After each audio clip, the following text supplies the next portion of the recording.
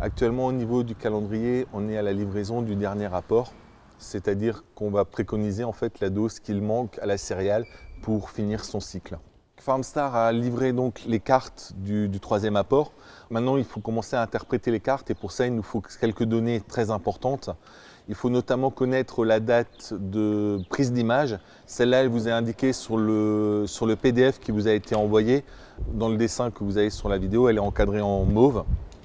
Et de connaître aussi la date des dernières pluies efficaces, sachant qu'une pluie efficace tourne autour de entre 15 et 20 mm. Et il est important qu'il y ait à peu près 10 jours de délai entre la prise d'image et la dernière pluie. En plus de la date de prise de vue, il y a une cartographie par zone qui apparaît avec différentes couleurs. Et vous avez la légende en fait qui va apparaître sur la droite avec le tableau, les couleurs et la dose d'azote qu'il faut apporter sur les zones.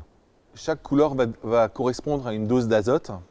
Donc sur la parcelle que vous voyez à l'écran, vous avez une partie qui est verte, qui demande très peu d'apport d'azote, et une partie qui est orange, qui demande beaucoup plus d'azote. Alors, ce qui s'est passé, c'est que c'est une parcelle qui a eu énormément de reliquats azotés, et la partie verte a aussi une biomasse qui est un peu plus faible que la partie orange, ce qui fait que la dose d'azote contenue dans le reliquat permet de bien valoriser et de ne pas faire de troisième apport, puisqu'il était déjà contenu dans le sol. Par contre, la partie rouge, elle a une biomasse plus importante, donc des besoins azotés plus importants.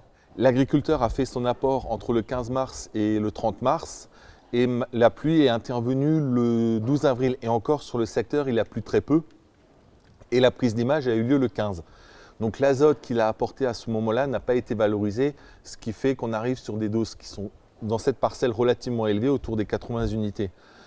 Donc celle-là, ça c'est à prendre en compte en fait, et c'est précisé en fait justement dans la lettre d'accompagnement qui est fournie avec le conseil, qui permet d'interpréter ce résultat.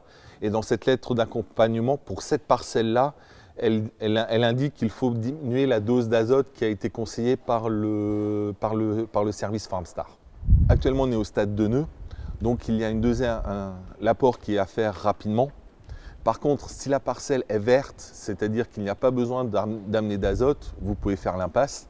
Si la parcelle est jaune, rouge, orange, là il faudra prévoir un apport d'azote et celui-là il sera raisonné avec la lettre d'accompagnement en fonction de la date de prise d'image, de la date de la dernière pluie et du dernier apport d'azote.